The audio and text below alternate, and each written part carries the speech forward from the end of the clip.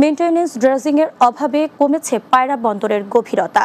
10.5 metre গভীরতার channel নেমে এসেছে মাত্র 6 মিটারে। এতে ব্যাপক হারে কমেছে বিদেশি জাহাজের আগমন। তবে মেইনটেনেন্স ড্রেজিং প্রকল্প বাস্তবায়ন হলে বন্দর কর্তৃপক্ষ একসঙ্গে হ্যান্ডেলিং করতে পারবে অন্তত 20টি জাহাজ। এতে বছরের 1.5 থেকে 2 হাজার কোটি টাকা আয় করা হবে বলে সম্ভব জানিয়েছেন বন্দর কর্তৃপক্ষ। পটুয়াখালী জেলা প্রতিনিধি ইশরাত লিটনের পাঠানো তথ্য ছবিতে বিস্তারিত জানাচ্ছেন সুরাইয়া সীমা।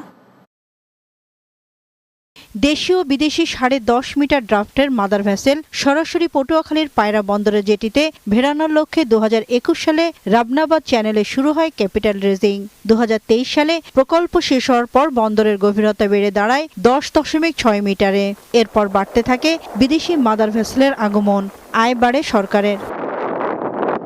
তবে ক্যাপিটাল ড্রেজিং শেষ হওয়ার পর মেইনটেনেন্স ড্রেজিং না হওয়ায় চ্যানেলে নাব্য সংকট দেখা দেয়। এতে বিদেশি জাহাজ আগমন কমে দাঁড়ায়। 24-25 অর্থ বছরে এসেছে মাত্র 29টি বিদেশি জাহাজ। জাহাজের সংখ্যা কমার সাথে সাথে কমেছে বন্দর কেন্দ্রিক সরকারি আয়।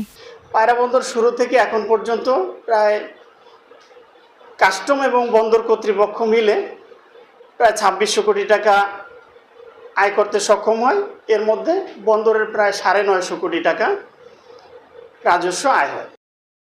ড্রেজিং চালু না হলে নাব্যতা সংকট আরও বাড়বে, ব্যাহত হবে জাহাজ চলাচল ও পণ্য খালাস কার্যক্রম। তাই সরকারের বিনিয়োগ ধরে রাখতে দ্রুত মেইনটেনেন্স ড্রেজিং চালুর দাবি স্থানীয়দের। খনন করার প্রয়োজন, খনন করলে এখানে বিদেশি বিভিন্ন জাহাজ টাহাজ আসলে আমাদের এই দেশের উন্নয়ন হবে। এই এলাকায় ব্যবসা বাণিজ্য করে খেটে খাওয়ার মতো ব্যবস্থা হবে। আমরা চাই পায়রা বন্দর আপনার ড্রেজিং পদ্ধতিটাকে চালু করুক সরকার, আবার আগের মতো পায়রা বন্দর রানিং হোক।